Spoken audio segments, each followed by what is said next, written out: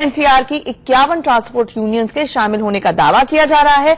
सुबह सुबह लोगों को दफ्तर आने में काफी परेशानियों का सामना करना पड़ा।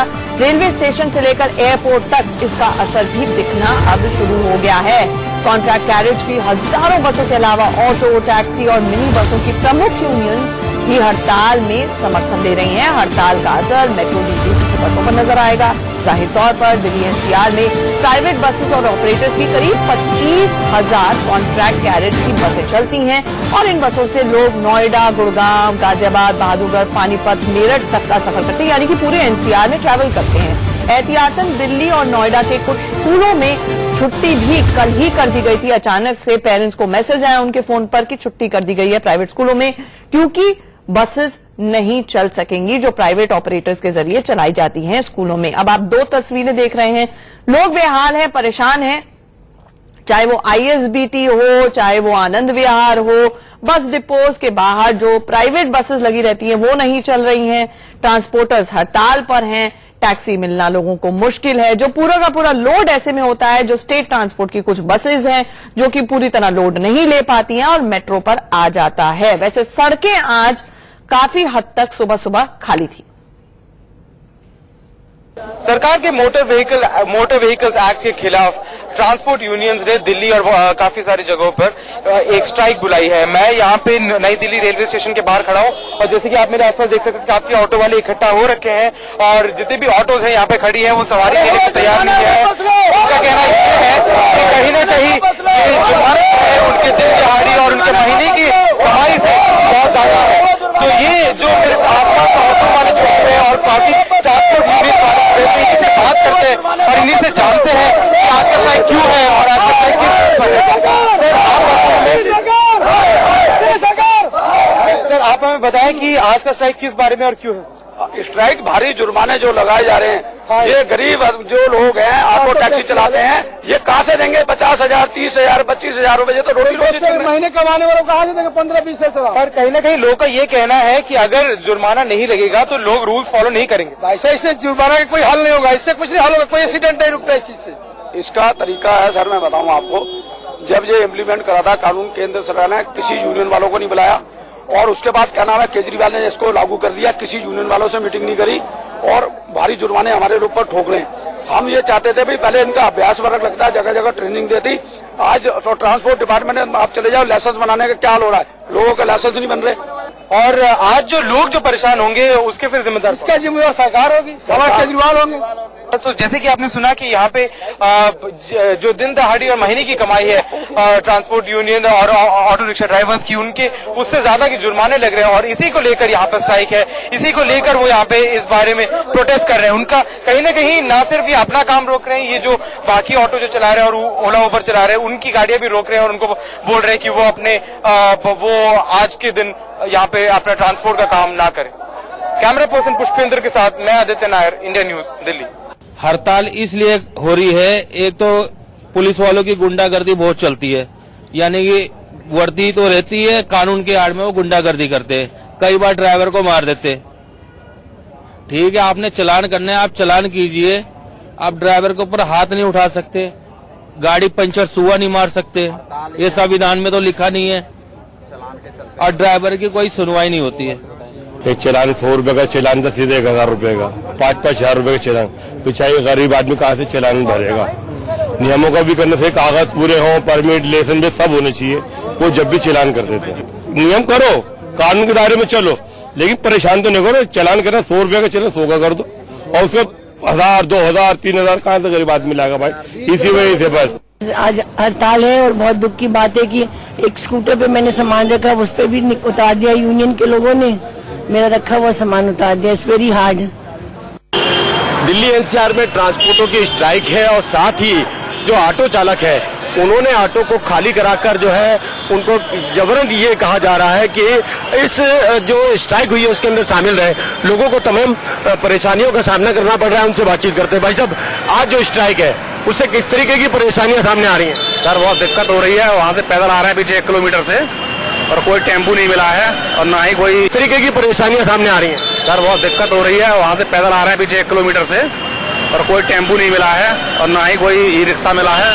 पैदल जा रहा है, पैदल ही जाना पड़ रहा है, बहुत दिक्कत का सामना करना पड़ रहा है। देखिए यहाँ पर आप देख सकते हैं कि ट्रांसपोर्टर है, जो तमाम ऑटो वाले जो है वो बाकायदा यहाँ पर लोगों को देश की राजधानी दिल्ली और उसके आसपास आज अपने ऑफिस, कॉलेज या दूसरे गंतव्यों तक जाने वाले लोगों के लिए बड़ी परेशानी का दिन है, क्योंकि ऑल इंडिया ट्रांसपोर्ट एसोसिएशन ने आज हड़ताल का आह्वान किया है। मैं गाजियाबाद में मौजूद हूं और आपको तस्वीरें मोहन नगर इलाके की दिखा देता हूं, जहां तमाम लोग आप देख सकते हैं कि जो पब्लिक ट्रांसपोर्ट है उसका इंतजार कर रहे हैं। लेकिन आज जो कैब हैं और कई ऐसे दूसरे सार्वजनिक वाहन हैं जो लोगों को नहीं मिल पा रहे हैं और नए मोटर व्हीकल एक्ट को लेकर ये हड़ताल की गई है, जिसकी वजह से तमाम लोग परेशान हो रहे हैं। परेशानी क्या क्या है वो हम आपको साथ साथ बताते हुए लोगों से बात भी कर लेते हैं। सबसे बड़ी परेशानी ये है कि आज सार्वजनिक वाहन नहीं मिल रहा है, जिसकी वजह से लोगों को काफी परेशान होना पड़ रहा है। स्कूल बंद रखे गए हैं, कुछ ऐसे स्कूल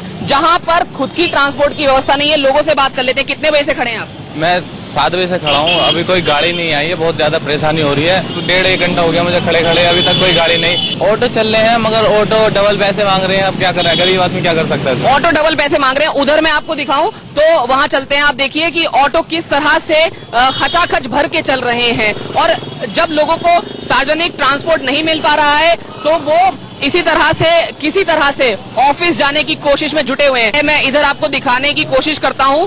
कई लोग ऐसे हैं जो वापस लौट रहे हैं क्योंकि उन्हें जो सार्वजनिक वाहन हैं वो नहीं मिल पा रहे हैं। अगर मिल भी रहे हैं तो थोड़े बहुत ऑटो मिल रहे हैं, जैसा कि हमने बताया। और इधर देखिए, जहां तक आपकी इधर नजर जाएगी यहां आपको तमाम लोग जो हैं वो रोड पर इंतजार करते हुए नजर आएंगे कि कोई।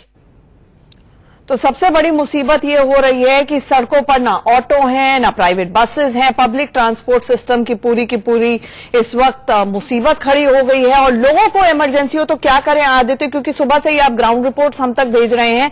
ओला उबर का क्या सीन है? चल रही है, नहीं चल रही है, या उनको भी चलने नहीं दिया जा रहा है?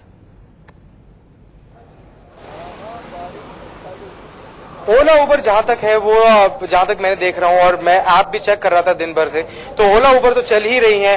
और पर कई लोकेशंस ऐसी है, जैसे नई दिल्ली स्टेशन में मैं खड़ा था सुबह, तो वहां पे ओला उबर जितनी भी आ रही है उनको रोका जा रहा है, उनको बोला जा रहा है कि वो आगे ना अपना काम करें। पर कई सारी जगहों पे ऐसे ऑटोज भी हैं जो चल रही है। मैं सीपी में खड़ा हूं यहाँ पे कनॉट प्लेस में, मेरे साथ कुछ ऑटो वाले जुड़ रहे हैं, इनसे पूछते हैं सर आप आज काम कर रहे हैं, आज आप स्ट्राइक चल रहा है उसके बावजूद भी आप काम कर रहे हैं? ये हमारी मजबूरी है, स्कूल के बच्चे हैं, अब उनको तो लाना ले जाना है ही, क्योंकि उनकी छुट्टी हो जाएगी और हमारी डेली की सवारी है, वो डेली सरकारी उनकी सर्विस है, उनके लिए हमें मजबूर होकर आना पड़ रहा है। बाकी हम स्ट्राइक के साथ में। अच्छा, और आप भी बताया, क्या आप भी स्ट्राइक का साथ दे रहे हैं? फिर भी आप काम तो चल रही है। ओपी से जुड़े हुए ना, इसलिए 2-4 सवारी है, उसके लिए हम आए हैं, बाकी हम काम नहीं कर रहे। हम स्ट्राइक के साथ है, ये धारा हटनी चाहिए, ये लागू नहीं।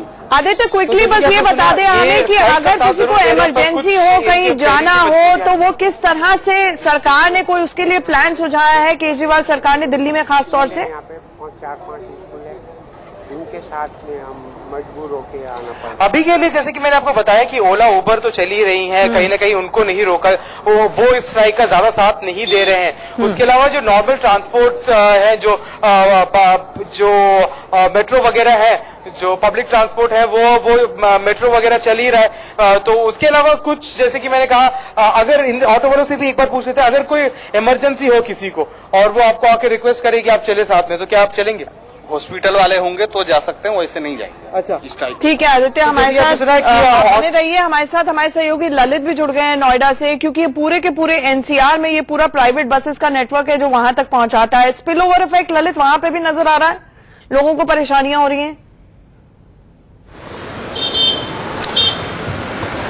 जी, सुबह से जो है यहाँ पर जो ट्रांसपोर्टर है और खास तौर से अगर हम ऑटो एसोसिएशन की बात करते हैं, वो अब जाके शामिल हुए हैं।